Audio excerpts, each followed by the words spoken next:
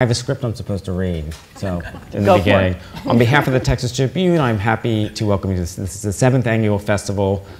It's going to be 45 minutes of discussion, and then we'll go to Q&A.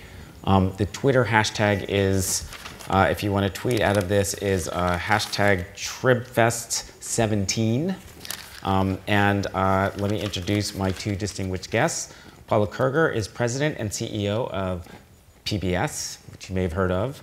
So you've been there since 2006, right? Which is yep. so she's I'm a record holder. Record holder. Yeah. No one is happy to. And we're happy about that. And before that, she was in New York at the Educational Broadcasting Corporation, which is Channel 13 and WLIW21. And Rainey Aronson is the executive producer of FRONTLINE. She took that job in 2015. Having been there for, what was it, 16 years ahead of that, but has also worked at ABC News with Jennings. Right? Once you've worked with Jennings, you can survive anything. Oh my God, that guy. It's true. MSNBC, she was at the Wall Street Journal and the China Post, right? Oh wow, you went deep in my background. I'm a reporter. I'm a reporter first, a presenter second, so bear with me. And introduce yourself, Jim. Oh, and I'm Jim Rutenberg. I'm the media columnist. I'm having that Admiral Stockdale moment. I'm the media columnist for the New York Times, and I'm a contributor to the New York Times Magazine and a fan of Evans and of the Texas Tribune, so I'm honored to be here myself. Now, the idea of this panel wasn't out of the blue. It happens to be the 50th anniversary, right, of the Lyndon Johnson signing the Public Broadcasting Act. And I want to read something from what President Johnson, this being Texas, is perfect, something he said upon his signing of the act, which created PBS. He hoped that public television, quote, would help make our nation a replica of the old Greek marketplace where public affairs took place in the view of all citizens. I bring up that president to talk about our current president, who has a slightly who has a slightly different view of the matter. I don't know if everyone saw the headlines, but the budget plans out of the administration were to zero us out. Just completely eliminate, and it would eliminate the Corporation for Public Broadcasting, right, which finances PBS. And is that 455 million? Yeah. So the president's budget included a zero in terms of funding for public broadcasting. And we've been working, of course, over the last months with the House and the Senate, where we've been significantly more successful.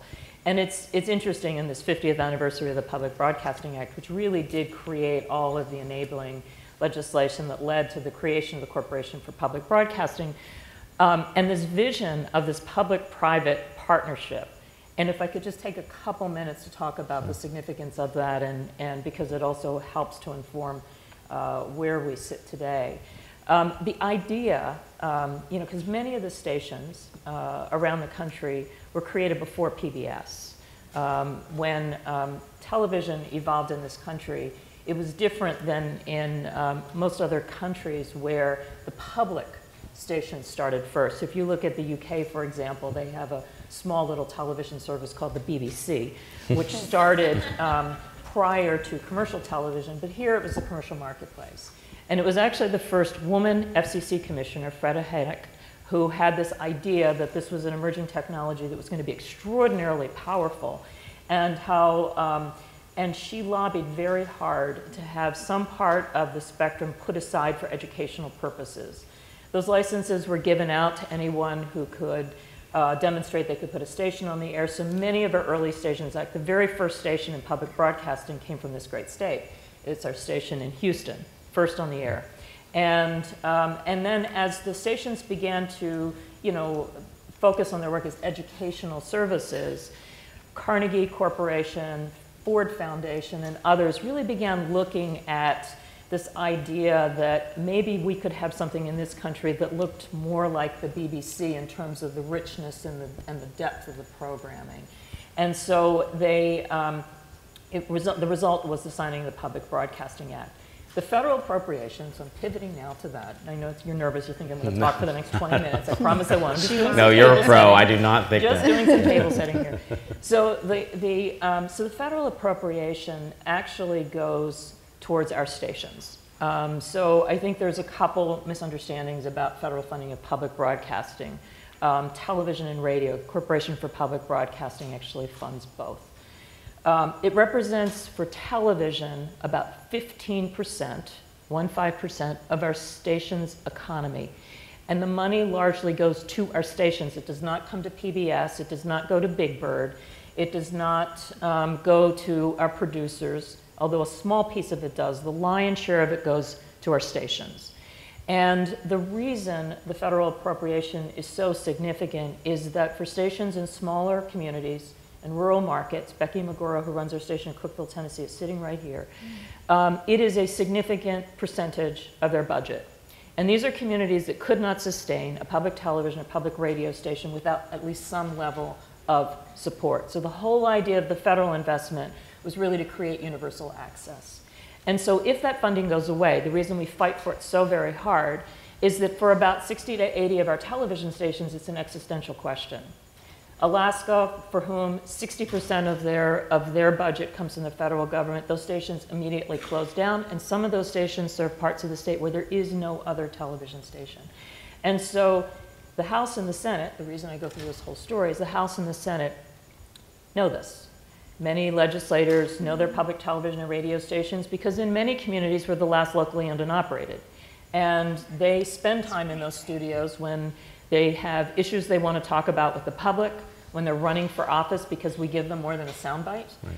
And so in this round, the press has done, I think, a really good job of talking about the fact this is about stations. This is not about any national organizations or PBS or NPR. It's really about the ability of local stations to serve communities. So where we sit today is that in last week, the omnibus bill that rolled up all of the non-defense spending had full funding for us.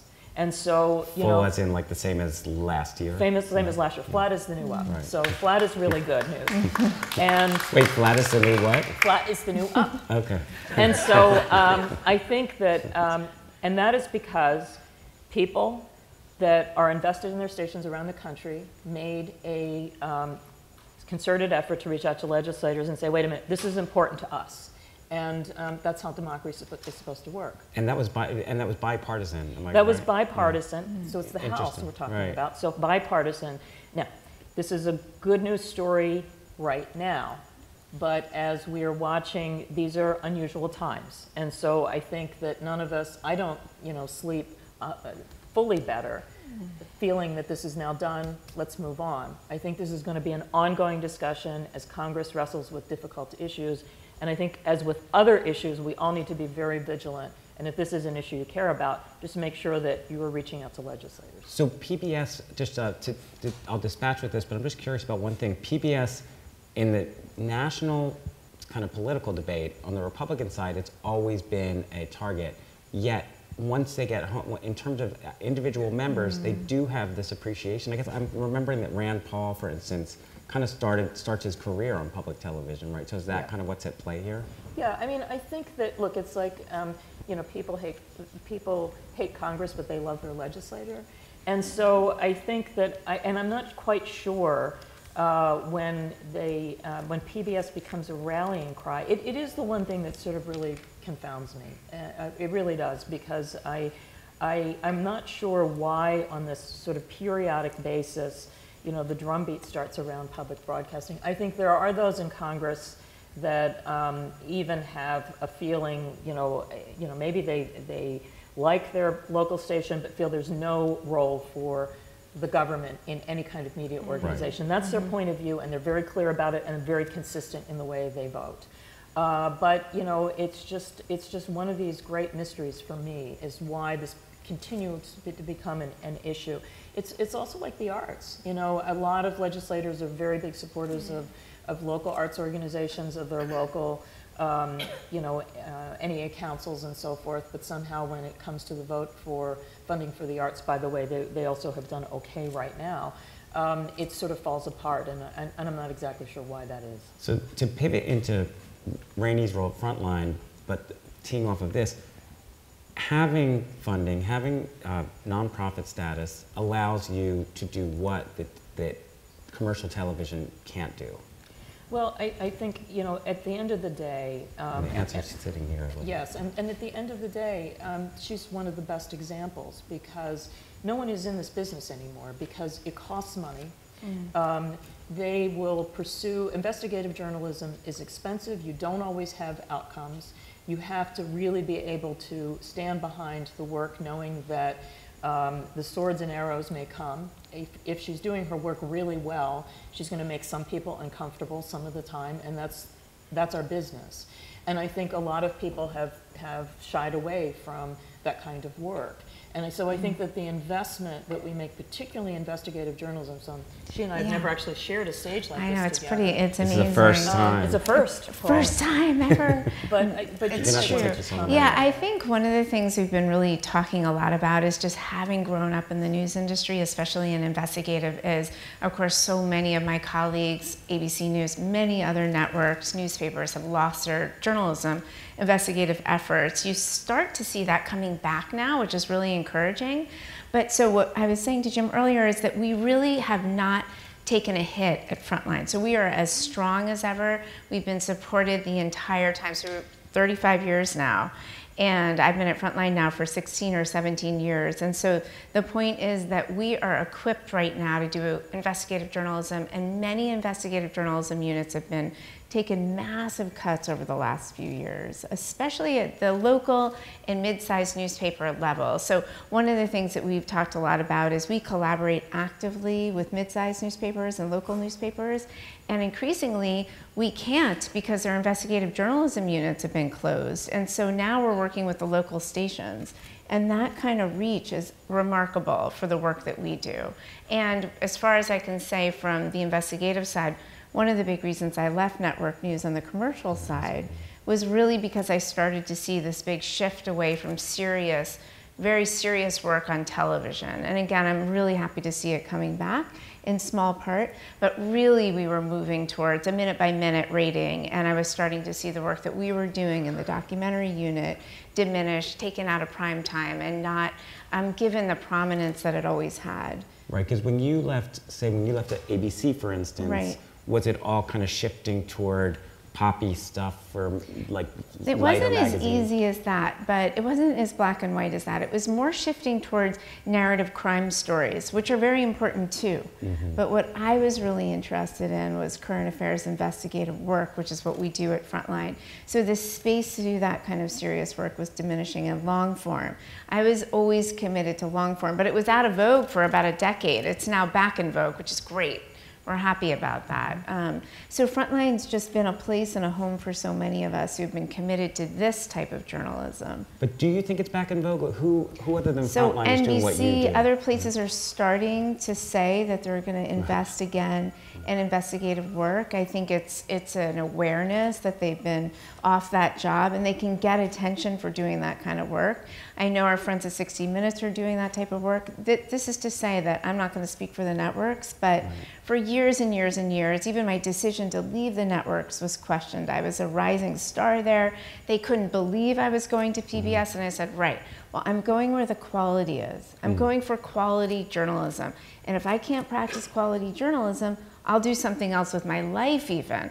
But there was a home for many of us who work at Frontline to really continue this because PBS has backed it. And it's expensive, by the way. Right. I mean, backing serious investigative journalism, one of the biggest things that we've never done is cut our editing staff. Our editing staff is actually twice the size that it was 3 or 4 years ago because I firmly believe in the act of editing, the vetting we do. We have a new media attorney that's now 2 or 3 years into the job who is remarkable. And so every single thing that we do is vetted, and everything is journalism to Frontline, whether it's on Facebook.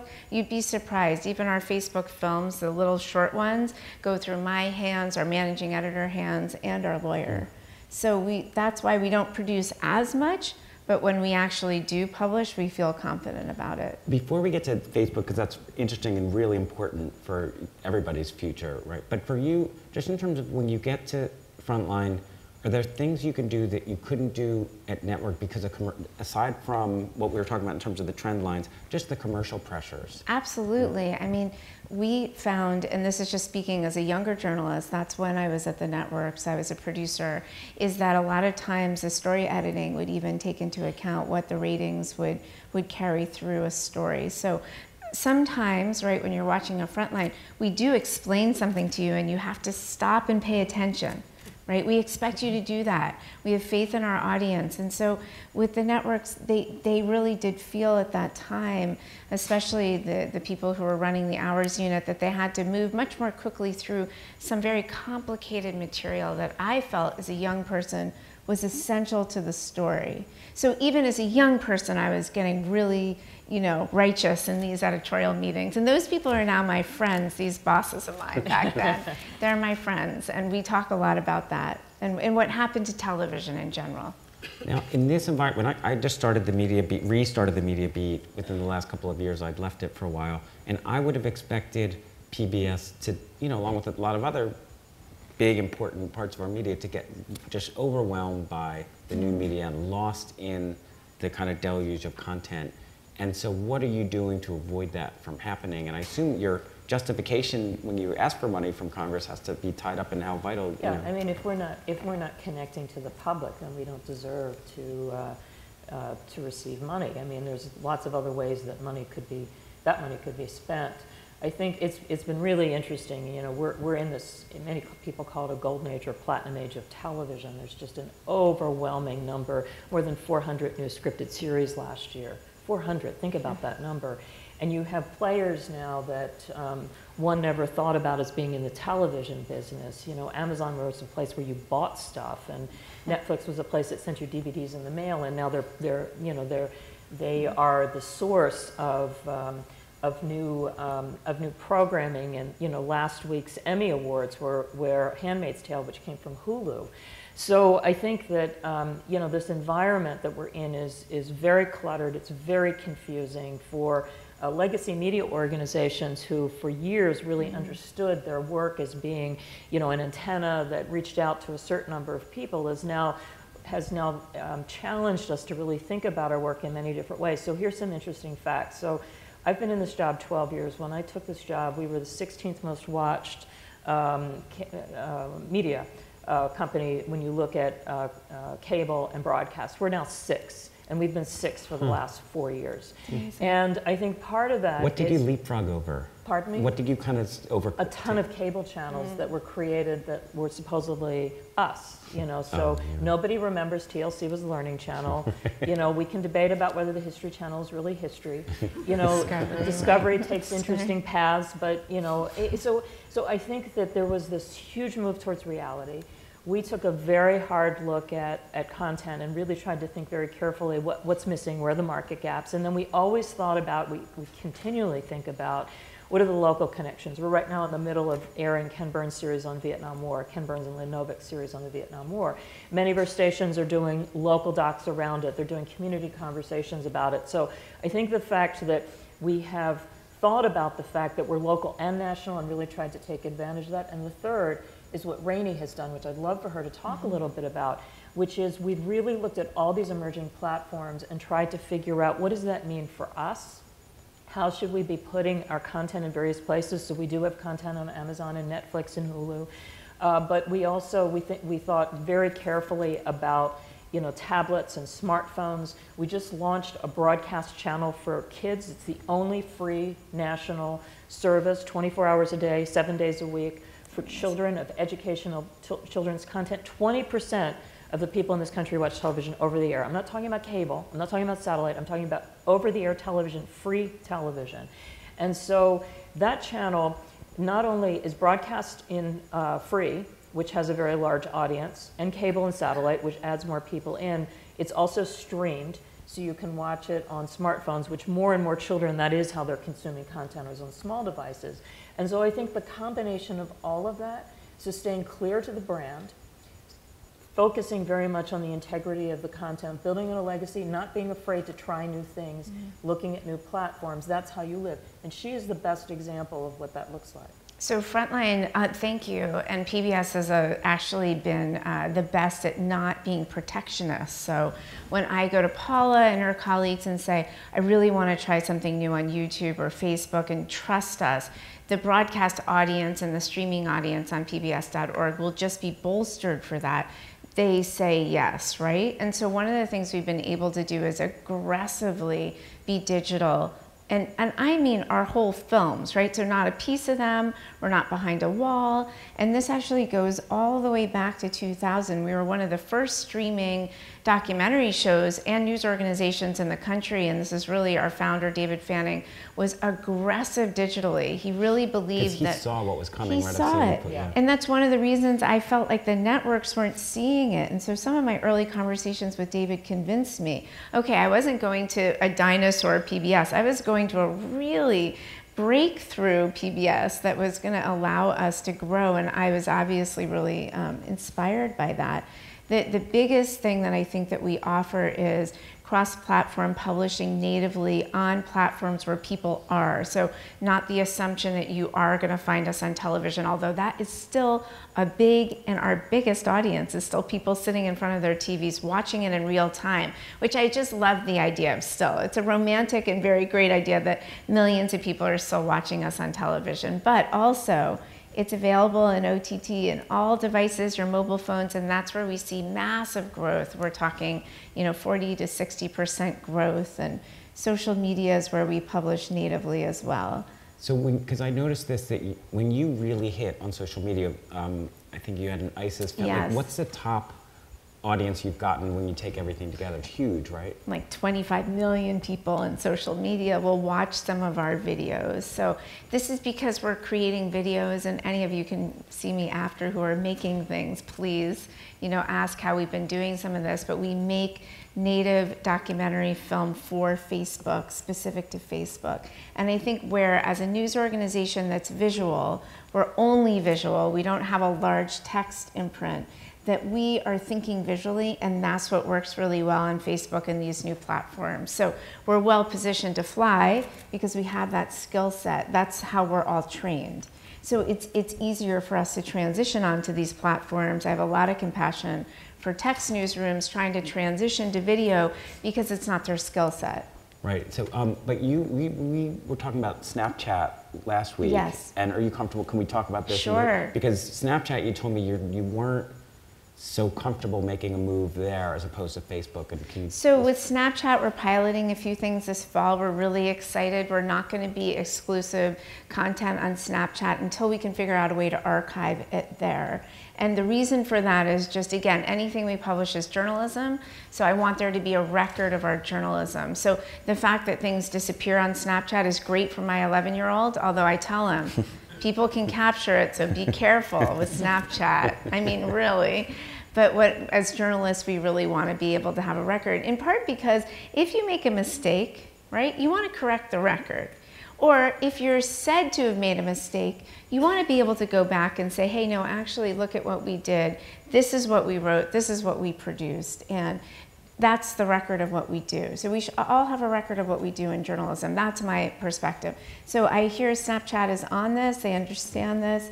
And so, I mean, so many people are on that platform. We want to aggressively be there when it makes sense. Right, because their claim to when big news happens, Snapchat is in the room, during a horrible terrorism attack, but that goes away. It's just lost to history. It's lost, and you've begun experimenting on other platforms like VR. Yeah, I mean, we're definitely doing a lot in the news storytelling space and virtual reality. 360 video on Facebook, they have a native player, so we're doing both virtual reality you can see in goggles. One great example is on climate change in Greenland, where I felt was our most successful because it really was able to bring you home what's happening to our environment, and you could see it happening, and Paula got to experience that. And then we're also making sure that on Facebook you have access to that, because in public media terms, I don't want you to have to be able to buy goggles to experience our news storytelling. I feel so strongly about it. And just one more note on news story forms. The other thing that sounds terribly old-fashioned but is terribly important is that we've always had a tradition of publishing our transcripts of our interviews. In fact, as a producer for Frontline, when I covered the culture wars. That was my big beat, and I love this. And oftentimes going into conservative America, I could say, listen, we publish your transcript. So if I get it wrong, you can hold me accountable for that, right? I am not afraid to publish our full transcripts. And so we've now done a big effort around Putin's Revenge, which is our big film for the fall, one of our big films, in which we're publishing not just the transcripts, but the video of 55 of our original interviews. And so people will use that as a research tool, but they can also share it.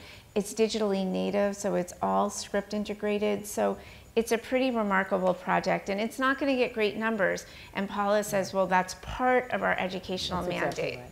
And we take, I mean, look, I think if you consider that for our organization, the thing that we care the most about is the integrity of the work that we do. It's really important to have that kind of transparency. In fact, as an organization, PBS itself, we're not actually producing.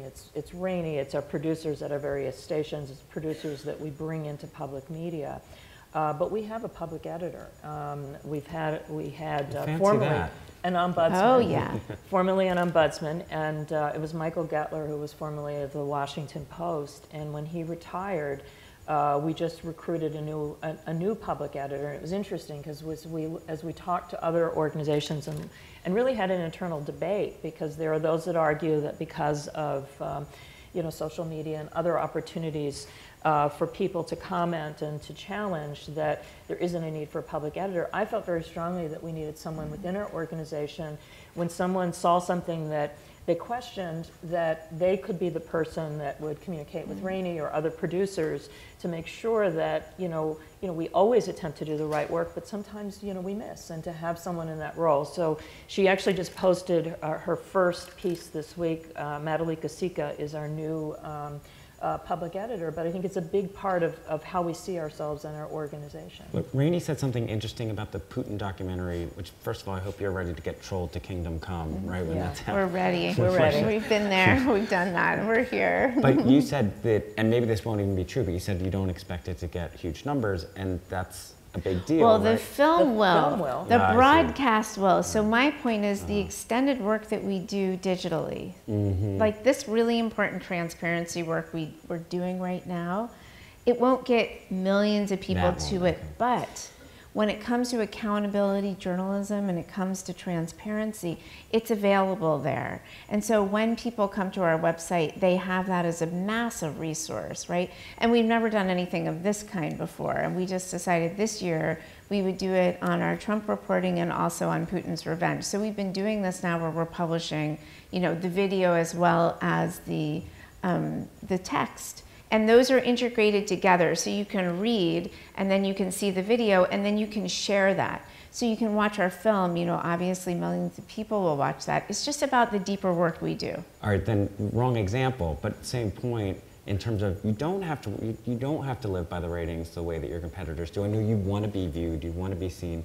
but has that altered your approach to news in general? Do you see the way CNN and MSNBC and Fox obviously cover things differently than PBS does, but in terms of coverage of Trump, do you think ratings has added to its fundamental difference in the way you cover things? Not for us. I mean, I think the biggest differentiator between us and others is that, and some of the ones that you just mentioned, is we understand the difference between news and point of view.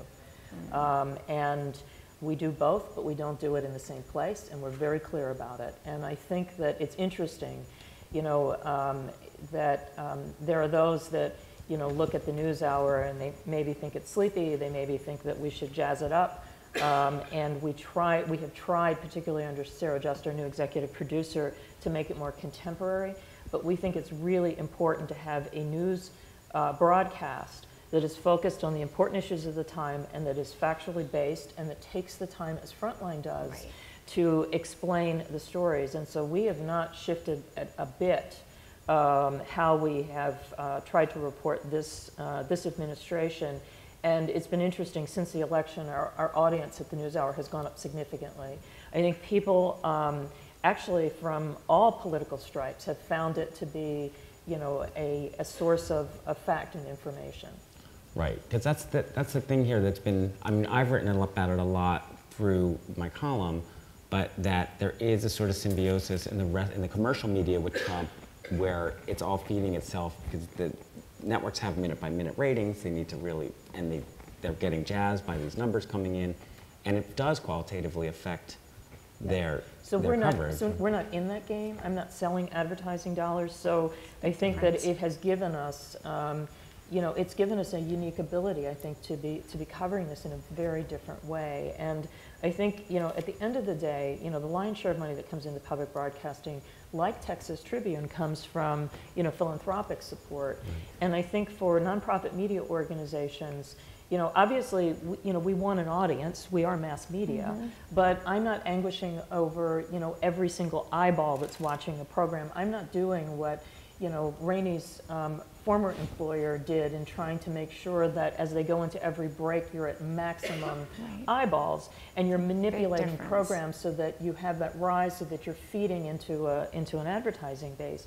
We're just trying to tell really good stories, and we believe that if we do that well, and that there's an integrity to the work we do, that people will support the service. How much, and more people come to it. I mean, that's what's been really remarkable for us. So we haven't changed our method, right? We're, on the Frontline side, we're investigative. We're really well positioned to cover this president like we have all presidents, right? We're doing serious journalism just like we always have, but more people are watching us than ever. So it's not that we were doing something different before than we are now, and I think that's a really big differentiator.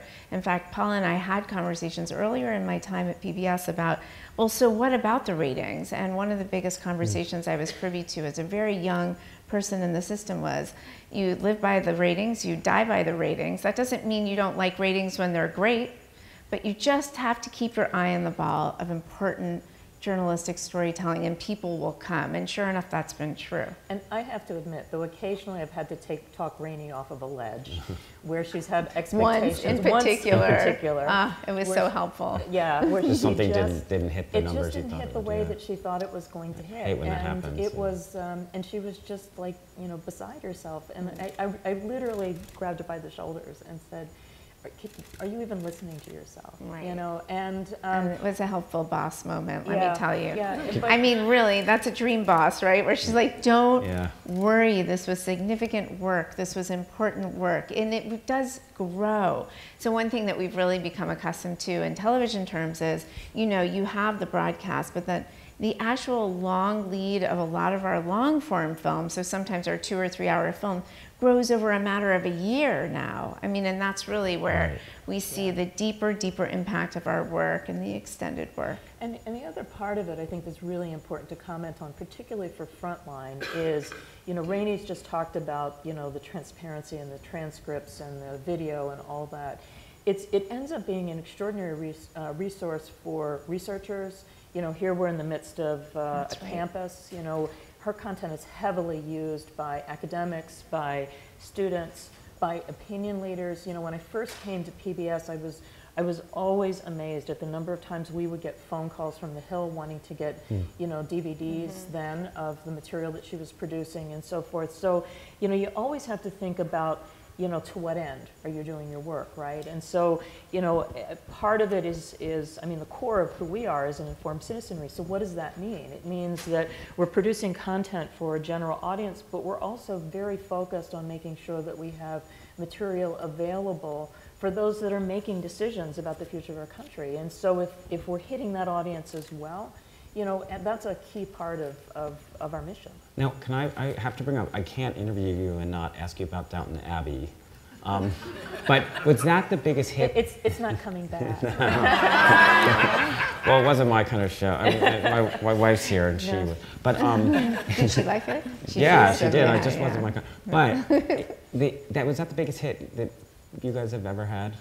It certainly was one of the biggest dramas that we've had in a very long time, and the significance of it is important, because I think we have a very large audience on Sunday nights that love a certain kind of drama that we do, and we're very proud of it. And Downton was just a success beyond everyone's dreams. And the thing that was great about it for us is that it brought in a new audience. It brought in people that hadn't been watching us as much, and it was a multi-generational show and so forth. But, you know, I think I'm right with this. I think, you know, Ken Burns' original broadcast of the Civil War was larger than Downton Abbey. And his broadcast right now of Vietnam, actually, you know, some of the numbers have been comparable to, you know, particularly that first season of Downton Abbey.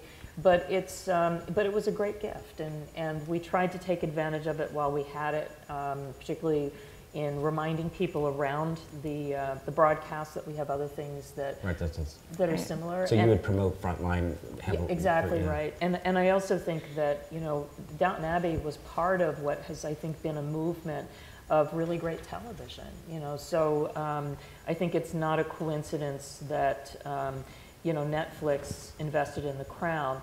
Interesting fact. Netflix spent more on the production of one series, The Crown, than is their entire content budget for PBS an entire year. Wow. So I say it because we work with amazingly talented people. We really leverage every dollar that we make, both the money that's contributed by the federal government as well as the money that we raise. I think we're very scrappy. We punch well above our weight. And we try to make really good decisions about where we invest. And as I said earlier, where we've made the deepest investment are programs like Rainey's, because we don't see anyone else in that space. And I think that's where we can make a real difference. Right. So in terms of just lasting legacy of that, but in terms of lasting legacy, do you think it helped you in terms of relevance on the Hill, in terms of, you know? I think it was, I think anything that you know, shines a bright light in a positive way is a good thing. You know, there was a little bit of, there was a lot of concern about, well, if you have a popular show like Downton Abbey, will people say, well, then you don't need federal money, or you don't need philanthropic money? And I think that was not the case. I think people understand that, you know, Downton Abbey was a wonderful series. It was a fairly limited series on a number of Sundays in January and February. But it certainly reminded people of PBS, and that our great days are not behind us. In fact, they're in front. So now, are we going to questions now? Okay. And do we have a microphone that's going to? Yeah, there's one there, and I think there's one there. So, so there's a microphone right there if anyone has a question.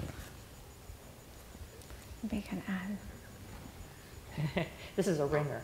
Bill Stokesbury from Austin, our station here. Hey, nice to see you.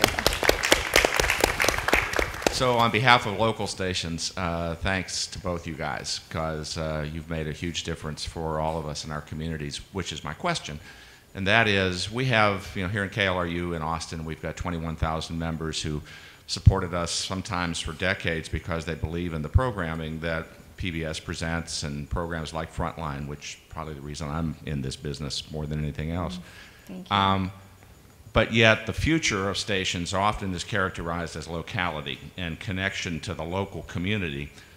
If our primary donor base is supporting us because of Downton Abbey and Frontline and NewsHour, how do we most effectively connect in a way with our local community that gives us the sustainability irrespective of what happens to media trends and media consumption? How do we come enduring civic institutions rather than just a television station?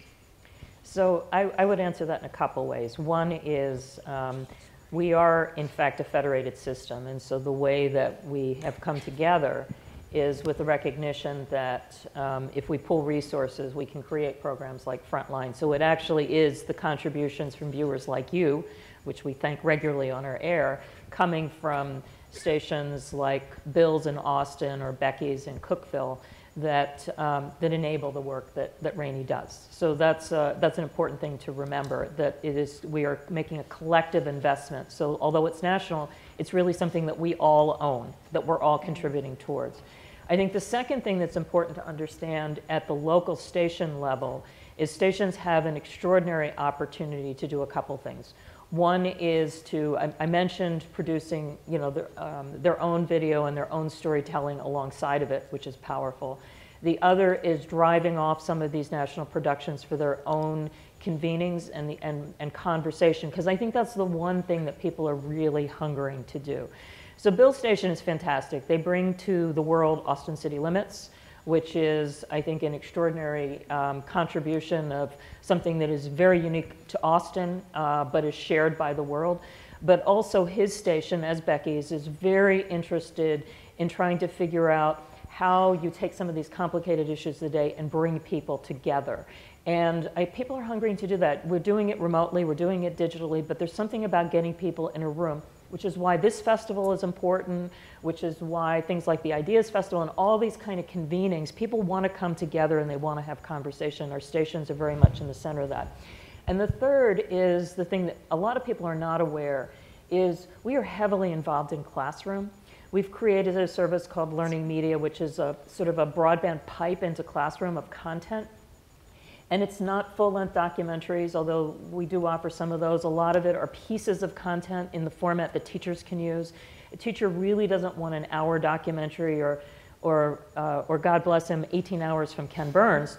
But the right 3 or 5 minutes as part of a lesson plan, correlated against grade level and subject matter is extraordinarily powerful. All education, like all politics, is local. And the ability for us to work directly with classrooms really does go directly through our stations and the partnerships and the relationships that they have. So I think those are just, a couple examples of why like a local media organization in community is important. And then I would say finally, we make decisions on the things that we produce and where we invest based on what stations tell us they want and need. And so as I work alongside a lot of very smart people. We work with wonderful producers from Rainey. Rainey comes from our station in Boston.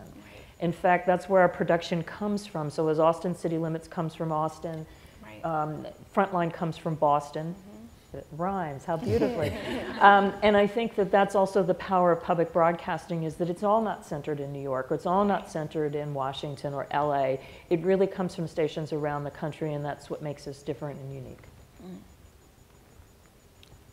I just want to take the opportunity to thank you both and all of PBS for what you are to the American society.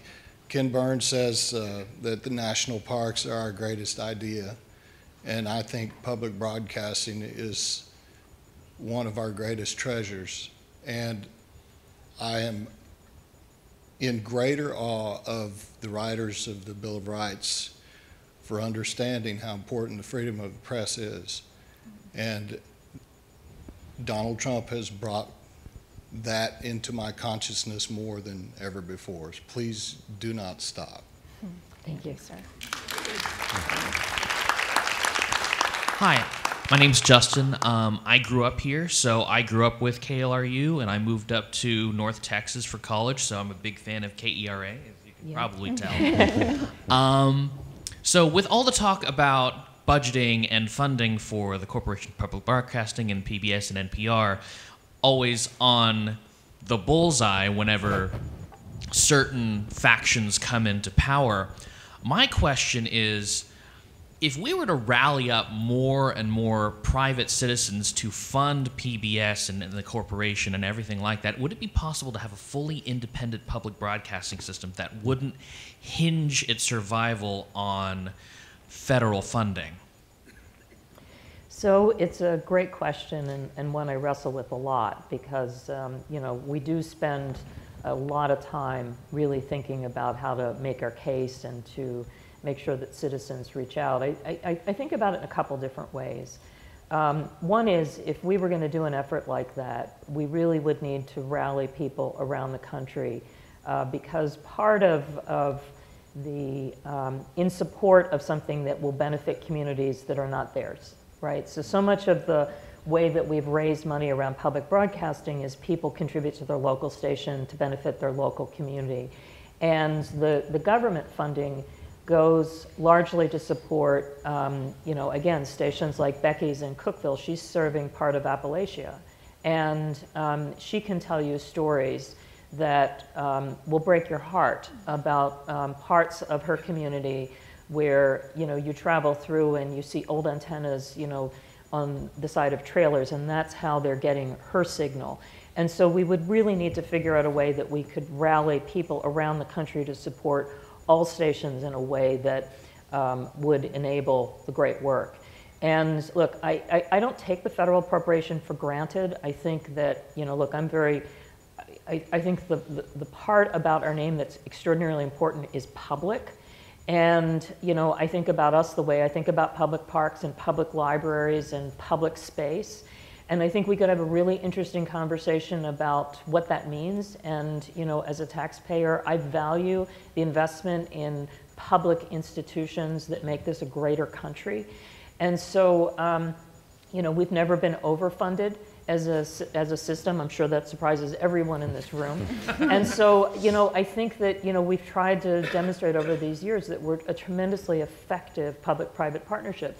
Having said all of that, you know, I would take nothing off the table. If someone had some great idea of another way that we could fund this, I'm all ears too. But I think that in this near term, we really need to make sure that in parts of the country that I argue need public broadcasting more than any of our stations, that we need to make sure that that stays strong. Thank you very much. Hi, my name's Betsy.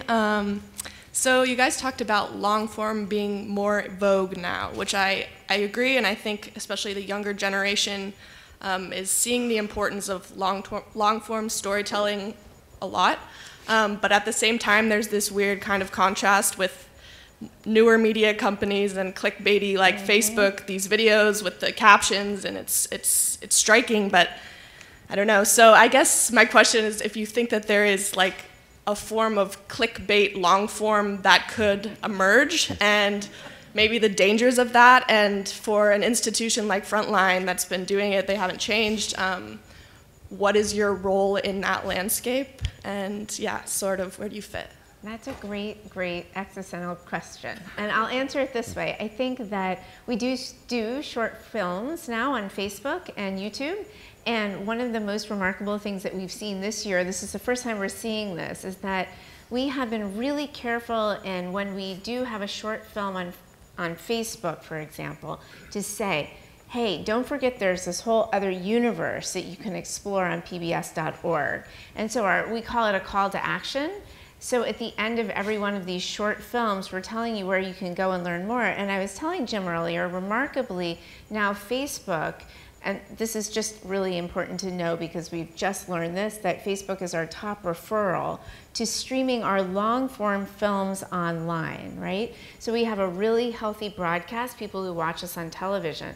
And then we have this really big engine in social media where short form is speaking to long form. So for Frontline, for example, we don't think you could just do short form work and the work that we do for investigative, but we think they can speak to each other. And I think it's important to be publishing where people actually are. So if people are on their smartphones and that's where they are, we're going to be there with quality content. But you don't see us do clickbaity work, and it's still working really well. 20, 30 million people will come to some of our videos because it's high quality and intelligent. So my thinking on young people is they also want really well-told stories, right? So if you do a well-told story, young people will come, and that's what we're seeing. Thank you. Yeah, you're welcome. Thanks for your question. Hi there.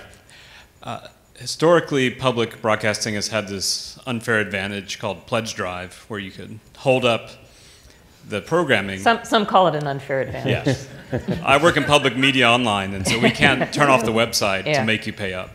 But as people are starting to get their content elsewhere, of course, and getting acclimated to free content, how do you adapt so that you can still get people to pony up and invest when they're consuming it on all these channels you don't control? Yeah, that's the very large question in our business right now is really how do we connect with people that are using our service. And so we've started a whole series of things. One is, you know, we're obviously looking very carefully in the digital space to figure out how we build relationships there and continue those relationships, so we're not as reliant on the pledge drive itself as a way to bring people in.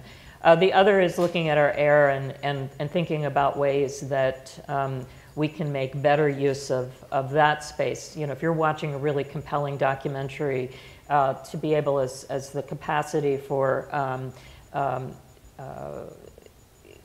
you to be able to click from your remote and make a contribution right there, you know, as the technology is evolving, I think is very powerful. And, you know, the Apple One Click and so forth are all things that we're looking at. I think the biggest project that we've done in the last year though, that that is really, thinking about the future is that if you're a member of your local station, you can have a membership in something called Passport, which is a library of content that is available to you. That is, we are first focused on free content available to everyone, but a much deeper library of older things. If you think about, in the era before now, you would buy DVDs and you'd have them on your shelf. Well, you may not want to have your shelf littered with all of our DVDs, as wonderful as they are, and we still sell a lot. But you may want to have access to a deeper library, and through that, building a relationship. So we're looking at all of these as ways of building out connections to viewers. I do think that the fact that we are supported by so many people who are members or supporters of local stations has been a really powerful part of who we are as public broadcasting in this country. I spend time with the other international broadcasters, and for a long time they kind of looked down on us. They didn't really understand this whole idea of, we make people give contributions, because the BBC and NHK and many others are largely funded by taxes on sets and no tote bags. And no tote bags. And just this whole idea that we would actually ask people to give us money and that we would give them a tote bag back just seems so weird. It's now interesting because there are the conversations going on here about the role of federal funding are actually also now going on in around the world, and they're looking at us again as this blend of some federal and maybe some philanthropic support is maybe not the worst idea. I think it is part of what has kept us as such a trusted institution, because we have to be accountable to all the people that we serve. And the easiest thing in the world is to slip and make a mistake and have people question your credibility, which would be the end of public broadcasting. So I think we have to work that much harder, because each and every year we have to convince people to pay for something they get for free. And I think that actually has contributed, as strange as this whole system may seem to those on the outside, to the power and the importance of public media. People understand that they're part of the public that owns public broadcasting. We're not owned by board of directors that make the decisions about what we do. We're owned by the people in the communities that our stations serve.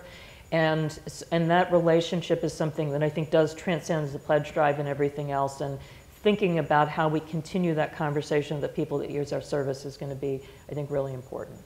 Excellent, and that is right on time. So thanks everybody for the panel. Thank you. Thanks to the Texas Tribune, another fine nonprofit worthy of support. So Thank you.